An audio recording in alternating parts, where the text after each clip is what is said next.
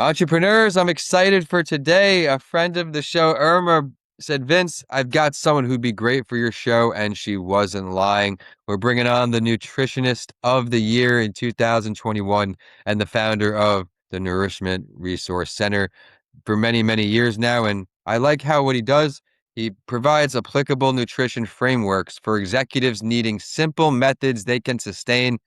Entrepreneurs want an easy snack idea, usually, right? Restaurant strategies, but don't have time to go anywhere and do anything. That's where David comes into play. David, thank you for joining us here on That Entrepreneur Show. Thank you, Vincent, for having me. And yeah, that was an accurate description of what we do, and my role in these entrepreneurs' lives is to help them manage their hectic schedules while nourishing themselves properly. So it's interesting, but our CTA is actually lose 1 pound a week while saving 1 hour a week. We tend to focus on the end milestone without really devising a plan that's realistic for us to stick to. So great description of the solutions that we offer, and super excited to be here with you. You're a great host. Oh, I appreciate the kind words, everyone. Make sure you stick around to the end to get his contact info. But once again, welcome back to That Entrepreneur Show. My name is Vincent A. Lancy. I've got the Tampa hat on today. Has Irma, a Tampa friend down in Miami as well, said, Vince, we got this great guest. I teased it before, but we'll get into it throughout the show. If you're looking to start a podcast or guest on podcast shows, head to comingalivepodcastproduction.com, our show sponsor, or email comingalivepodcastproduction@gmail.com to get started today. But David, your success didn't just happen overnight. Let's go back in time. What led you to want to become an entrepreneur? Great question, because I originally started working at the Acupuncture and Chinese Medicine Research Center as a nutritionist. I would design the intake forms for the patients. And unfortunately, we were using protocols that were already pre-made. Nothing was custom. So people weren't really applying the protocols that were being given to them. And that's the reason why, after seeing how people would struggle with their restaurant outings, their family events, their work trips, their personal vacations, all of these were typically setbacks for these individuals participating in those kinds of nutrition regimens. So I knew that if I really wanted to make an impact as a nutritionist here in the local Miami community, and now we've branched out, we're working with pretty much anybody in the nation now, since all supermarkets have the same grocery items. All the restaurant chains have the same menu items. So we've kind of made our program modular now. We've been able to reach a lot more people and stack up some more success stories. But that's basically how I started, is realizing that there needed to be a change with the current way that people are managing their nutrition. The traditional way is to just receive a basic grocery list without any brand specifications, without much detail at all, and to receive a basic meal plan that we have to prepare ourselves and then prep. But the issue is the time and the decision fatigue, right? That's what we all struggle with. So being able to simplify that for people has been really rewarding. And it's interesting how they start off very anxious, not knowing what to do or not knowing what steps to take, but they know exactly where they want to be, whether it be 3 months from now, 6 months from now, getting them to envision themselves in the future, what they're going to look like, what they're going to feel like, how productive they're going to be. That's really the goal when it comes to motivating them to take action with these kinds of things. But yeah, I started off working as a regular nutritionist, and now we're managing the household food logistics side of things, which is the more complicated area of our nutrition, right? And it's a lot of work for us.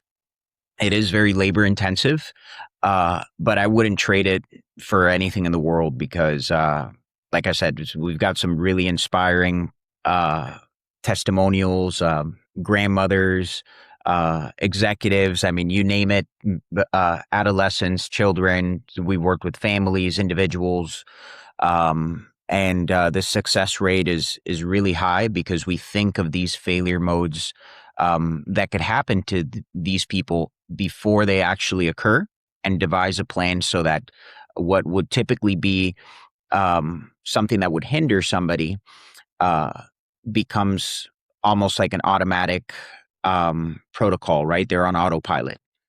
I mean, so many great things you said there. Thank you again for bringing the passion to the show. Everyone, he highlighted two things indirectly that are essentials no matter which field you are in entrepreneurship. One, this passion I'm talking about, you have to be really caring about what you're doing because of how many years it takes to get there. And then the overall message there, you have to learn from someone before you can do it yourself, right? Sometimes, including myself, I could have waited longer to go into entrepreneurship. He found what works, what doesn't, how to do the things he needs in his field, build a network, and then he jumped in. So he set himself up for success. David, obviously, things are different when you have a huge company behind you with resources and a budget when you need something done compared to now. You left that corporate field and you became a founder on your own. What were some of the more challenging things for you when you no longer had the established name brand, yet you were building the name brand now? Well, to become known, right? And to become somebody that people can trust um, when it comes to nutrition advice or just health advice in general, to be a resource for others, right? We talk about the resources that the companies provide their employees. When we become founders and we become business owners, we become resources for other people. And they're able to come to us with questions, and we're able to solve their problems. So really, in terms of the challenges, a work-life balance is never easy to maintain, right? That's a trade-off that I'll also take, especially since uh, the whole idea of what these clients are doing, they're delegating their food decisions entirely to us. So whether they have an upcoming family vacation in the Dominican Republic at a resort, that means us going through the resort's menu online and pre-selecting their meals on their behalf prior to them arriving at the resort. So just being okay with all the administrative tasks, right? And knowing that, okay, at this company, there was a certain person to fulfill every role, right? And everybody is specialized at large companies. With small businesses, we have to wear many hats and we have to know a little bit about everything, right? I never thought I would have to learn anything about tech or a marketing funnel or any of that stuff.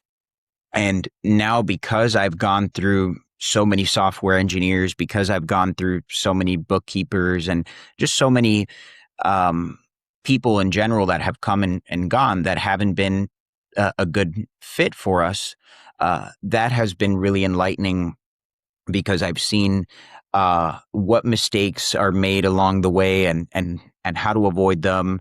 And it's interesting. It's a painful journey.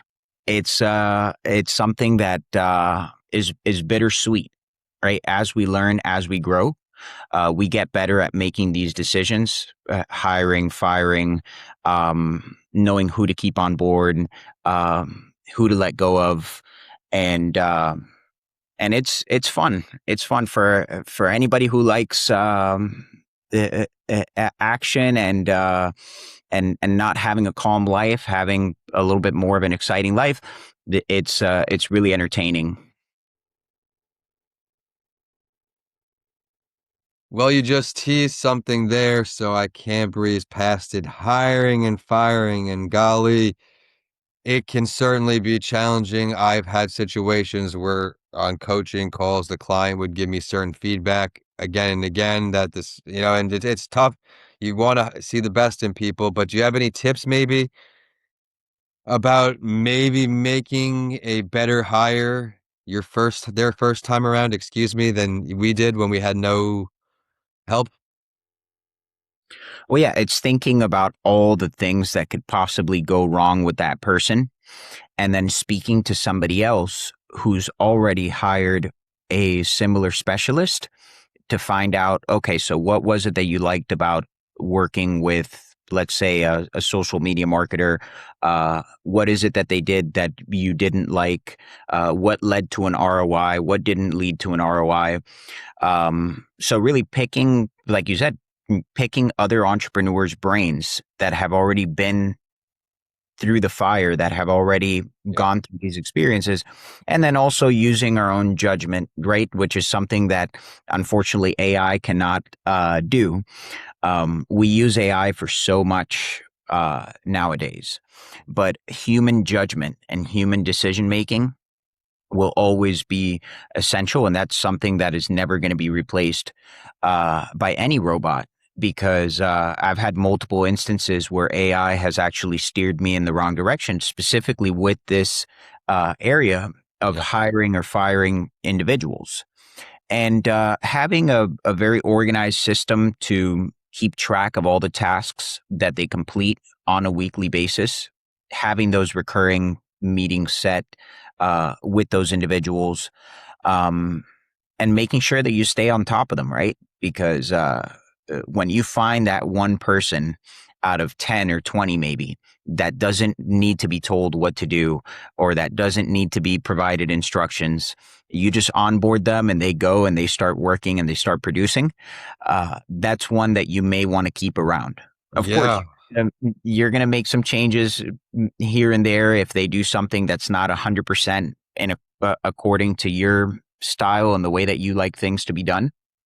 But I just recently had that experience where I onboarded a new team member and I didn't have to provide any instructions whatsoever. I didn't have to do anything on my end. I just let her do her thing and it's worked out really well.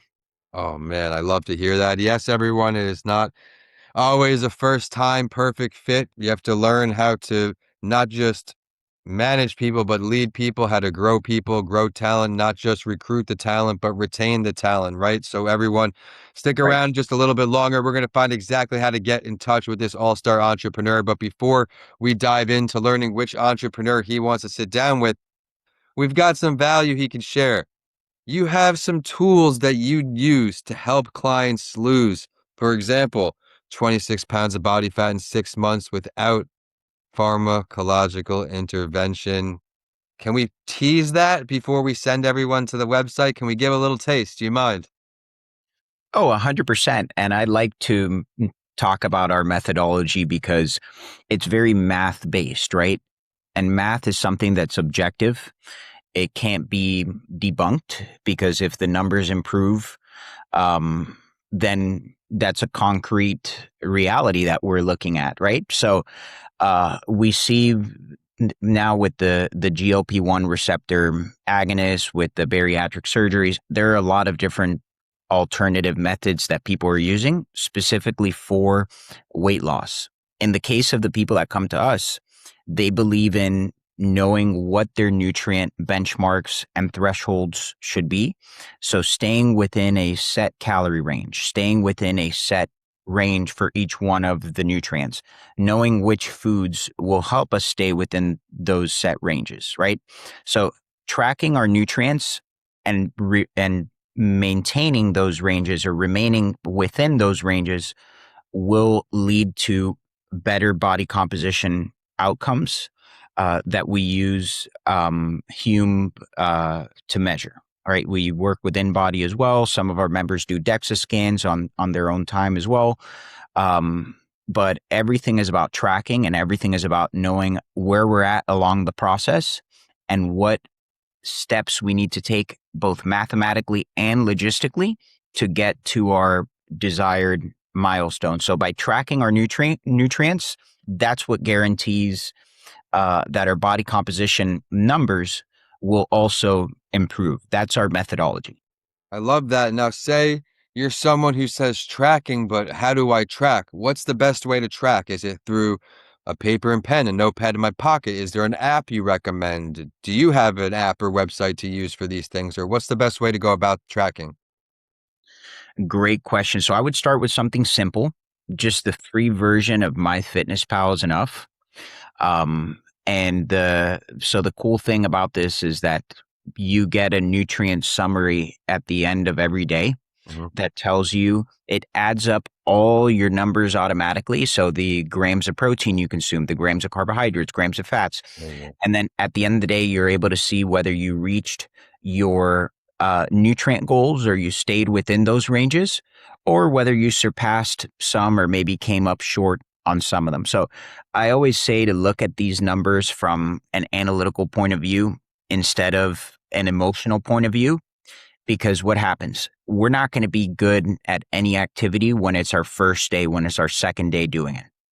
But after we understand, or we start understanding the different nutritional characteristics of the different foods within those food sets, which ones are protein dense, which ones are more carbohydrate dense, which ones are more fat dense, we're able to start changing the way that we assemble our meals to not only make them tasty, but also look at those beautiful numbers at the end of the day and say, okay, I reached my 150-gram protein goal. I had 220 grams of carbs, which is exactly where I need to be. I got 60 grams of fat, which is just enough to keep me productive, right? So particularly for women, this is something I see pretty often. When they go on diets, they'll reduce their fat consumption. And this affects their productivity. This affects their hormonal balance. This affects their energy levels. Women need a lot more fat than we do. Right. Yeah, that's a common problem that I see uh, typically occurs when women try to do these kinds of diets on their own.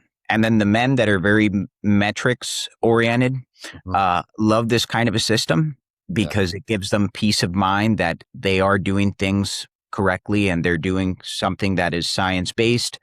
And the results are gradual, Mhm. but we have to be okay. Just how entrepreneurship is a grind, Mhm. nutrition and fitness is also a grind, because every week we get a little bit better. So the difference is that with entrepreneurship, uh, we'll be steady. The revenue won't increase for several months. We'll be kind of flatlined for a little bit, and then boom, all of a sudden we get the first deal, the first two deals, and everything changes, right? Yeah. When it comes to weight loss and nutrition, it's a little bit different because the progress is more linear, Mhm. right? So losing 1 pound a week equates to 52 pounds a year. And why do I say 1 pound a week and not 10 pounds a week? Because I've run into over three individuals now that have taken a GLP-1, whether it be Ozempic or another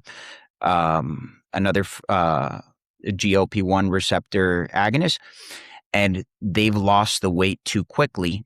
They've lost about 10 to 15 pounds per month over a 5-6 month time span, and they've had to have their gallbladders removed because the bile sludge next to the gallbladder accumulated and blocked that duct inside of the body, right? So that's something we want to be careful with, is Mhm. doing weight loss the right way, losing the weight at a healthy pace, right? And then also we know that calories are units of energy.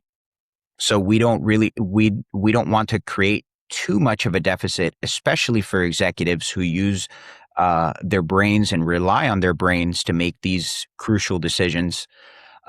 It's really important that we're not Right. in a calorie deficit of 1,000 or more. The ideal calorie deficit to be in, so that we can maintain our energy levels at an optimal level, is 500 or less. Right? I know the process is slower. Mhm. I know that it could be a little bit more frustrating to move more gradually, uh, but the end result is well worth it because we end up retaining close to 100% of our muscle mass if we do it correctly. And I've even seen our adults over 50 um, gain muscle mass as they're losing the fat. We know that seniors Yeah. do not have as optimal as hormone production as we do, and even they've been able to achieve body recomposition when these frameworks have been applied correctly. So originally, this program was for the two demographics that struggle the most with weight, which are adults over 50 and petite women with low basal metabolic rates. Our basal metabolic rate is basically how many calories our bodies are burning while in a resting state, right? So if we have less muscle mass, if someone's a smaller individual, then the amount of calories that they burn while in a resting state is going to be significantly lower compared to, let's say, a professional athlete that burns over 3,000 calories a day while in a resting state, right? Yeah. So that tends to vary. Yeah. And knowing what our numbers are, knowing what our baseline numbers are, Mhm. because we know weight doesn't tell the whole story. Yeah. Body fat percentage needs to be taken into consideration, Sure. skeletal muscle mass. So I like the question you asked about the tracking is how we actually do it and how we can Mhm. stay consistent with it. Yeah. We track our foods with an app like MyFitnessPal. The one that I use for my private clients is called Chronometer. It's also used by Stanford and Cleveland Clinic. And the good thing about that one is that the foods in the ingredient database are not entered by the users.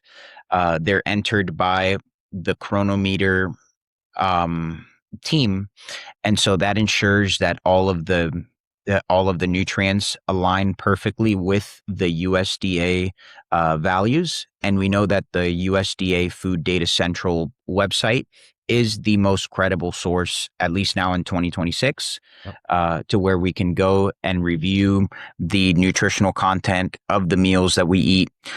So knowing where to source our nutrition information and where to verify that we're receiving the correct nutrition information Yep. is really important. The USDA Food Data Central database is perfect for that.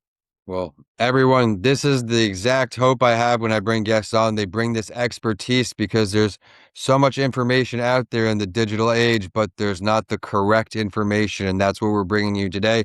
But real quick, before I get the website, right? Everyone, be sure to subscribe so you don't miss shows like today. Which entrepreneur, David, throughout history are you choosing to sit down with before I get your website? So I guess we can call him an entrepreneur because he's an author. My answer is going to be RFK, Okay. and the reason I choose RFK is because yes, he's made some changes in terms of the policies of when it comes to food and consumer safety, but there's so much more that needs to be done, Vincent. Like even going back to the USDA Food Data Central database, uh, people don't really understand what they're reading unless they're a nutritionist or dietitian, right? So the omega-3 values are listed in the three different forms of omega-3: Mhm. EPA, DHA, ALA. So unless somebody is really well educated, they're going to have a hard time understanding that nutrient database. I would love to have a conversation with RFK to try to help the federal government update this database and make it easy to read for just the average person, right? Mhm. Who are the ones who need this the most. And then also, I would talk to him about enforcing the FDA menu labeling rule, which is a rule that requires restaurants with 20 or more locations to list their calories on their menu as well as provide the nutritional information for their dishes upon request. Mhm. A lot of them have already become compliant, but there are a lot of them that are not. And the reason why this is helpful for the regular everyday person, particularly for diabetics or somebody who has, let's say, acute kidney disease, they Yeah. have specific nutrient ratios that they need to meet. right? Like, for example, in the case of a somebody who has hypertension, they should not exceed 2,300 milligrams of sodium daily, ideally 2,000 milligrams of sodium daily. When it comes to somebody with kidney issues, we know their phosphorus is something that they have to monitor. They have to monitor their potassium, the rest of their electrolytes. So, by these chains being transparent and complying with the FDA menu labeling rule, they're giving these individuals that are choosing to eat at their restaurants a much better chance at being able to manage these conditions because they've already been provided with the nutrient benchmarks and the nutrient thresholds. Yep. And that's something that we're getting involved in as well. So we're actually doing the nutrition facts for a tapas company. They do Spanish cuisine, and they'll go to somebody's house and prepare a Whoa. beautiful uh, set of tables and chairs, and they'll set up their cooking station and Jeez, you got yard. this guy. You've brought everything to the table today. Everyone, now, without further ado, to get this setup he just talked about, to work with him, right? And remember how he focuses on this progress, not perfection, which I thought was amazing. What is the website? What is the best social media? So the website is www.nourishmentresource.center. We're primarily advertising our restaurant nutrition labeling there. But for any executives that would like help with either body composition or fatigue support, they can reach me on Instagram. It's at David Arguez. My last name is spelled Arguez, nutritionist. So at David Arguez, nutritionist. And anybody that finds me or that is just now hearing about our mission and what we're doing through your podcast is going to receive an initial assessment session for just $1 as a courtesy to make sure that they are properly set up in terms of their nutrient benchmarks and thresholds, and they also know how to apply the information that I'll give them during the call. I appreciate that, everyone. What are you waiting for? You know what to do. Head to the website. Be sure to subscribe to stay current, and please share this episode with someone who you think could find value in what he spoke about today. My name is Vincent A. Lansing. You can support the show on all social media and all podcast platforms. Please subscribe to stay current, leave a review, and again, share with someone who you felt resonated with the conversation today. With that, we're signing off today. Thank you so much, David. Thank you, Vincent. Great show.